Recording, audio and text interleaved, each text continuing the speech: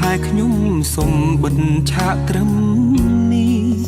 ដោយសារតែឥឡូវខ្ញុំជួបនារី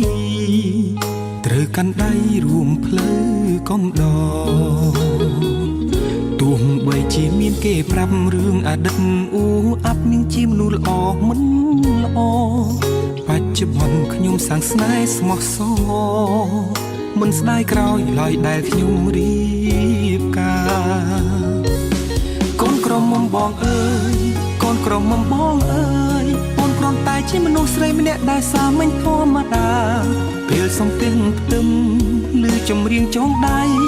ពីរស់ណាស់ហេតុអ្វីបែរជាហូរទឹកនេត្រាកូនក្រមុំបងអើយកូនក្រមុំបងអើយអូនមិនមែនជាមនុស្សស្រីល្អឥតខ្ចោះឬក៏អស្ចារ្យតែខ្ញុំព្រមស្ម័គ្រចងចំណង5ប្រការអរគុណម៉ាក់និងប៉ាញញឹមហើយជូនពរកូន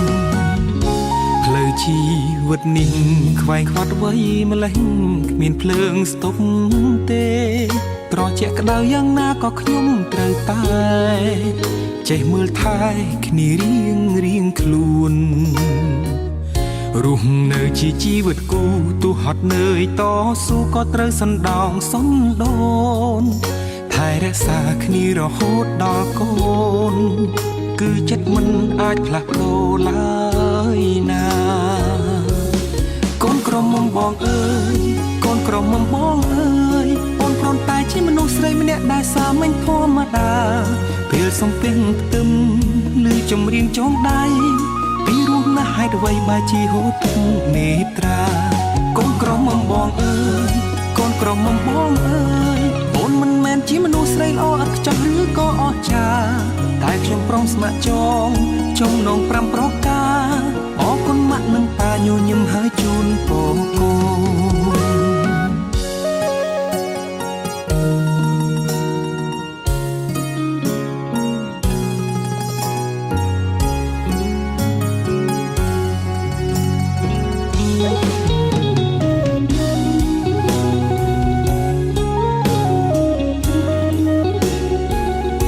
ផ្លូវជី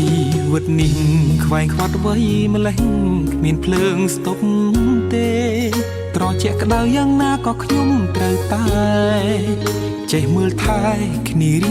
រៀងខ្លួនរស់នៅជាជីវិតគូទោះហត់នឿយតស៊ូក៏ត្រូវសណ្ដោងសន្ដូនថែរក្សាគ្នារហូតដល់កូនគឺចិត្តមិនអាចផ្លាស់ប្ដូរឡើយណាកូនក្រមុំបងអើយកូនក្រមុំបងអើយអូនគ្រាន់តែជាមនុស្សស្រីម្នាក់ដែលសាមញ្ញធម្មតាពេលសំពះផ្ទឹមឬចម្រៀងចងដៃពីរស់ណាស់ហេតុអ្វីបែរជាហូរទឹកនេត្រាកូនក្រមុំបងអើយកូនក្រមុំបងអើយអូនមិនមែនជាមនុស្សស្រីល្អឥតខ្ចោះឬក៏អស្ចារ្យតែខ្ញុំព្រមស្ម័គ្រចងចំណង5ប្រការអរគុណម៉ាក់និងប៉ាញញឹមហើយជូនពរកូន